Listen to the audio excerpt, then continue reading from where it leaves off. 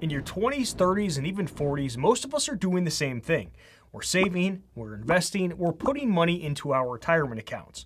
But if you asked most people what role that pile of money will actually play someday, they probably couldn't tell you. The truth is, retirement isn't one big bucket of money. It's built on 3 layers, each with a different job.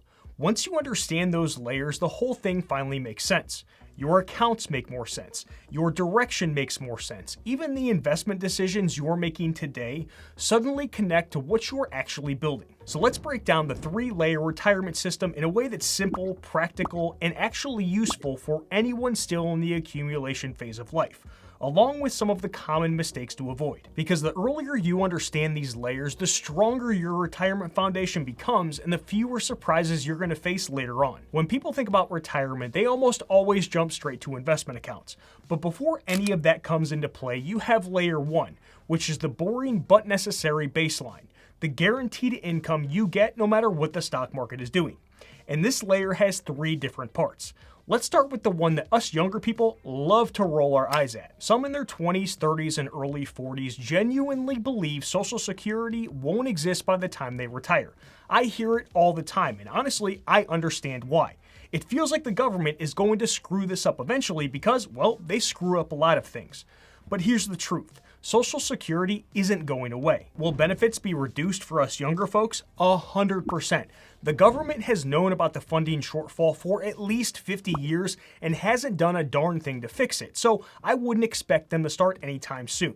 The retirement age could also potentially shift as well, but that still doesn't mean that it's going to be wiped off the map completely. There is too much political pressure, too many voters, and too much infrastructure built around the system for it to fully disappear.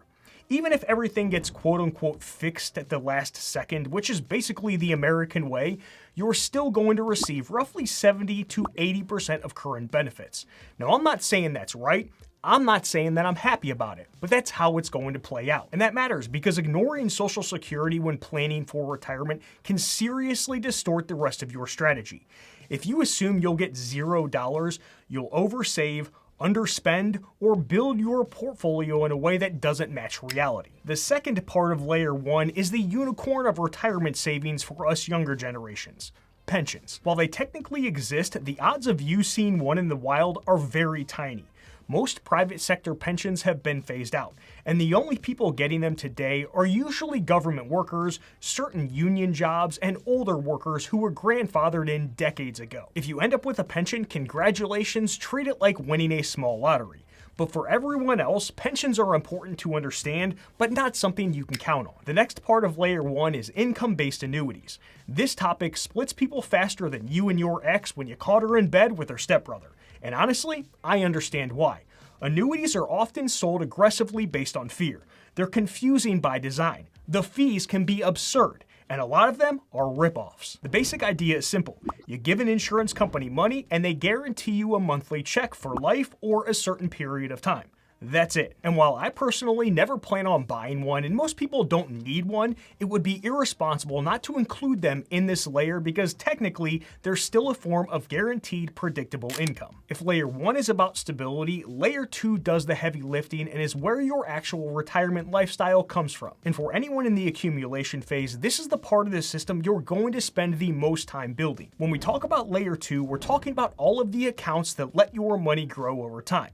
And yes, even your taxable brokerage account belongs here for growth, even though it also plays a role in layer 3 as well. Every one of these accounts has its own tax rules, advantages, restrictions, and annoyances, of course, but they all exist to do the same thing: turn today's savings into tomorrow's income. And here's the part nobody tells most investors. Your retirement lifestyle depends more on the strengths of layer 2 than anything happening in layer 1.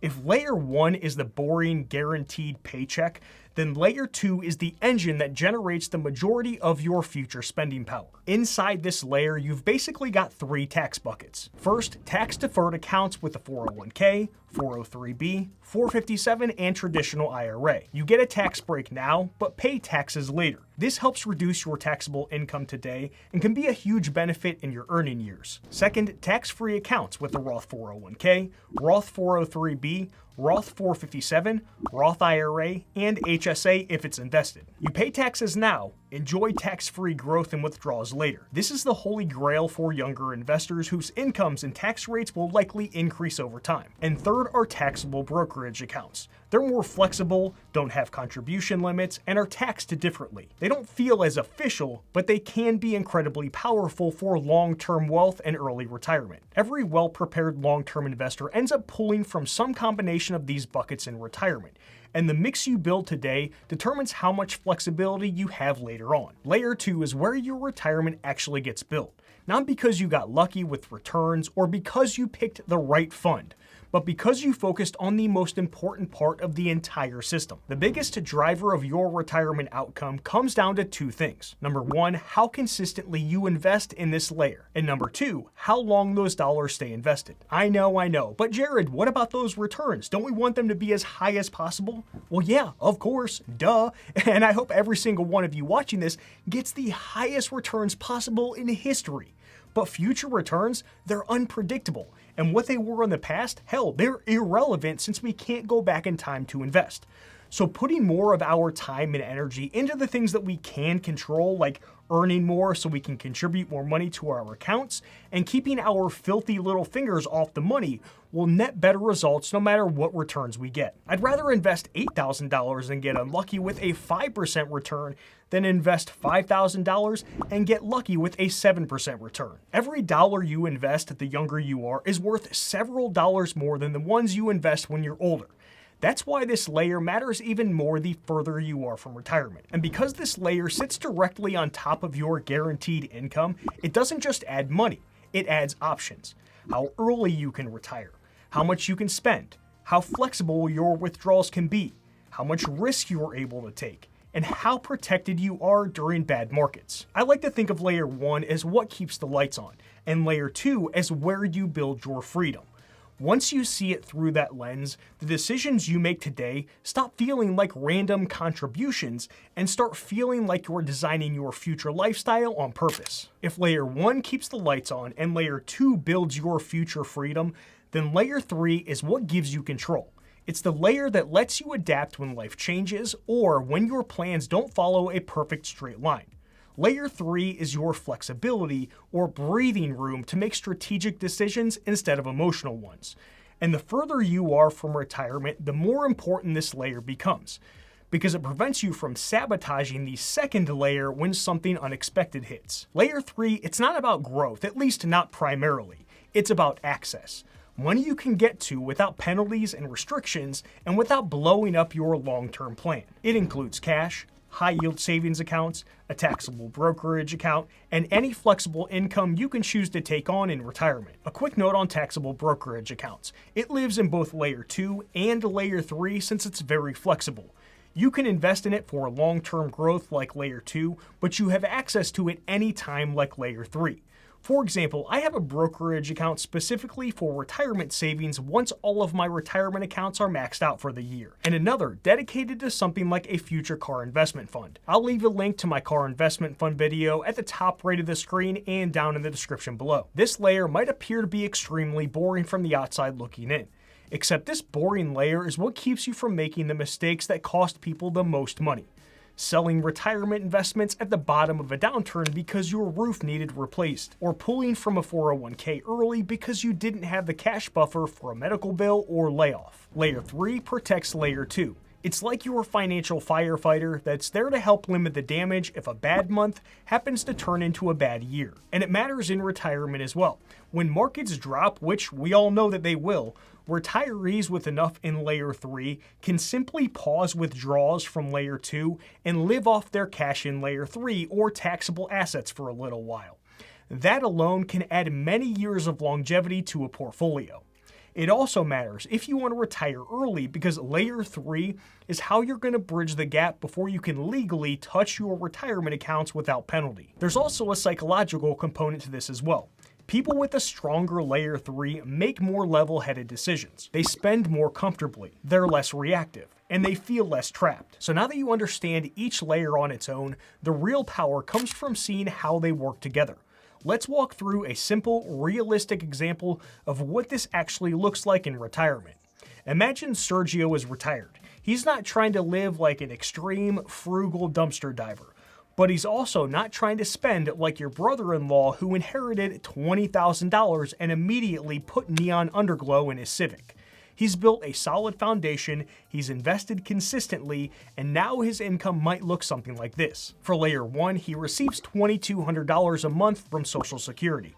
Nothing flashy, but it covers a big chunk of his essential expenses like groceries, utilities, basic transportation, insurance, and part of his housing costs. For layer 2, he has $1 million invested and uses a 3.5% withdrawal rate to take out about $3,000 per month from his investment accounts. This money comes from a mix of tax-deferred accounts, Roth accounts, and maybe his brokerage account to minimize the taxes that he pays. This layer covers the rest of his essential expenses, but most of his lifestyle. So things like dining out, say hobbies, travel, home upgrades, and things like that. His layer 3 is there to maintain a cash buffer, maybe 6 months to a year of expenses, plus easily accessible taxable investment accounts. In a normal year, he might pull $0 from this layer, but during a market downturn, he may temporarily withdraw $500 to $1,000 per month from layer 3 instead of layer 2, giving his investments time to recover. Once things do recover, he takes some money from layer 2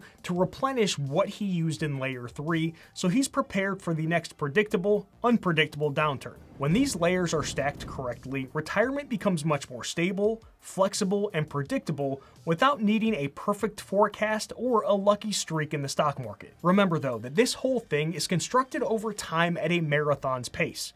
If you're in your 20s, 30s, or 40s, you don't have to build all of this immediately. Most people build a small layer 3 first, layer 2 over decades, and layer 1 naturally through Social Security during their working years. What matters most is understanding the structure now, so every dollar you save has a purpose and every decision you make supports the retirement you're eventually building. Even though the 3-layer system is simple, it's easy for the plan to end up lopsided or missing a few key pieces.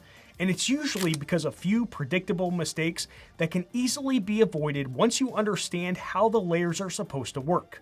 Let's cover the big ones that aren't so obvious. The first is treating Social Security like it's going to be your main source of retirement income. It was never intended to cover all of your expenses in retirement or even most of them.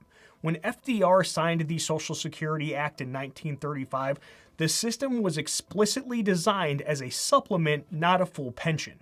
If layer 1 becomes your entire plan instead of the foundation, you end up with a retirement that's dependent on politics, budgets, and assumptions that you do not control, which is a terrible path to go down. A paid-off home is great, but you cannot live off your house in retirement. One of the biggest mistakes people make in their 30s, 40s, and 50s is throwing every spare dollar at their mortgage to get rid of it early. You end up house rich and retirement poor. Yeah, a paid-off home lowers your monthly expenses, which is amazing, but all that capital you shoved into the house is locked up, it's illiquid, and the only way to access it is to sell your home, which means you just now need to buy another one. Meanwhile, your investments, the money that's supposed to cover all other expenses, never got the fuel they needed to grow. It's far healthier to enter retirement with a reasonable, manageable mortgage and well-funded retirement accounts than to enter retirement with no mortgage and barely anything in layer 2. Your house can reduce expenses, but it will never be a substitute for actual spendable money. And yes, I know, a HELOC or a reverse mortgage exists. But planning your retirement around borrowing against your house is like planning your retirement around winning the lottery. It might work, but if it doesn't, you're homeless at 87 and a burden on your family. Build your plan assuming home equity is illiquid and untouchable, and anything you eventually get out of the house is a bonus, not the foundation. Roth accounts are fantastic. Tax-free growth, tax-free withdrawals, and no required minimum distributions. They rightfully get so much hype that a ton of investors sometimes walk away thinking that the ideal plan is to go into retirement with all Roth everything. But going into retirement with only Roth accounts is usually a mistake. Here's why. Retirement is the one time in your life when you have the most control over your tax brackets. If you have a mix of pre-tax, taxable, and Roth accounts, you can fill up the lower tax brackets with withdrawals from traditional accounts at 0%, 10%, or 12%, and then cover everything above that with tax-free Roth withdrawals. That combo is incredibly powerful. It lowers lifetime taxes, it gives you more flexibility, and it lets you shape your income intentionally. But if everything is in Roth, you lose that flexibility, you cannot leverage the lower tax brackets, and you end up leaving money on the table every single year because you're not pulling from accounts that could have been taxed at next to nothing. Think of it like having a toolbox with only one tool. Roth is the shiny, expensive, high-quality tool, but that doesn't mean it's the right tool for every single job. This isn't to say that you should have all or most of your money in a traditional pre-tax account either, though. A balanced mix of traditional and Roth gives you tax diversification, flexibility, and even control. Earlier in the video, we talked about how Layer 2 is where your real wealth gets built. But building that layer is more about avoiding the mistakes that quietly weaken your portfolio without you even noticing. And one of the biggest areas people mess up is how they use their index funds. If you want to make sure that you're building Layer 2 the right way, then watch this video to your left next, where I break down the hard truths about index funds that most people only learn the painful way. Hit that like button before you go. I'll see you in the next one. Done.